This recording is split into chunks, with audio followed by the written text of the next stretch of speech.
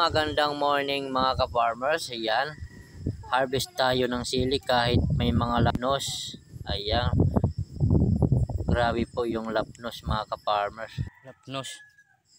Ayan, so bali katulong ko dito mga ka-farmers yung aking anak at yung aking asawa mga ka-farmers. Ayan, sila po yung katulong ko dito mag-harvest. Pero may mga lagpas man. Yan, kahit medyo kukunti pa yung ating harvest ngayon kasi nga mga ka-farmers ilang araw lang yung pinalipas natin mga ka-farmers, nag-harvest ulit tayo kasi nga yung presyo dito sa atin maganda mga ka-farmers, kaya kahit medyo hindi pa siya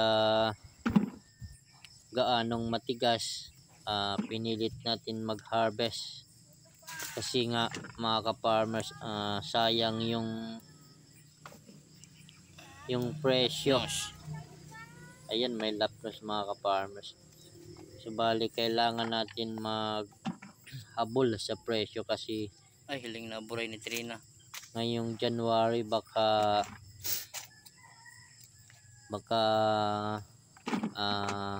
magmura na naman yung presyo ng sili natin mga ka-farmers, kaya naghahabol po tayo sa presyo. Ayan po yung asawa ko mga ka-farmers, sila po yung nakakatulong ko dito sa pagha-harvest. Ayan. Ayan mga ka-farmers, kung napapansin nyo po yung isang piraso na yan, grabe po yung lapnos. Ayan, so gawa nga yan mga ka-farmers ng tuloy-tuloy na pagbuhos ng ulan dito mga ka-farmers, kaya ganun po yung nangyayari sa ating mga sili.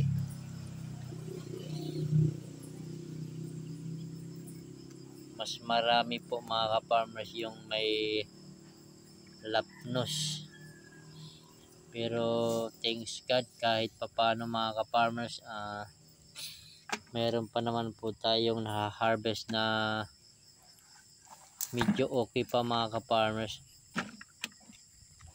Yan po yung ating na-harvest.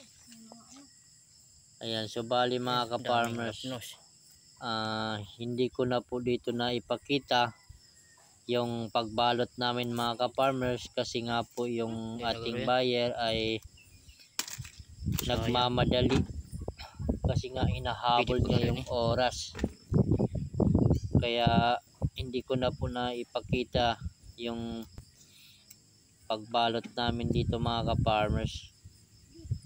Bali ano lang kami dito, 55 kilos na sili mga ka-farmers, at yung upo ay 6 na bande lang mga ka-farmers. Hindi ko na po kasi na ipakita mga ka-farmers yung pagbalot natin kasi yung ating buyer is nagmamadali po, kaya ganon mga ka-farmers.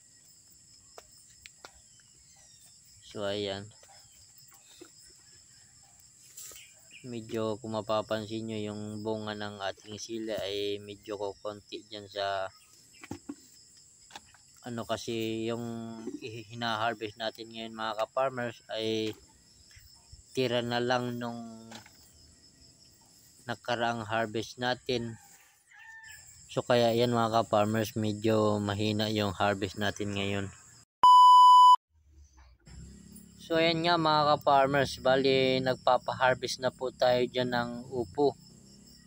Ayan po yun, yan po yung dalawa, sila po yung nagha-harvest at ako naman po yung taghakot.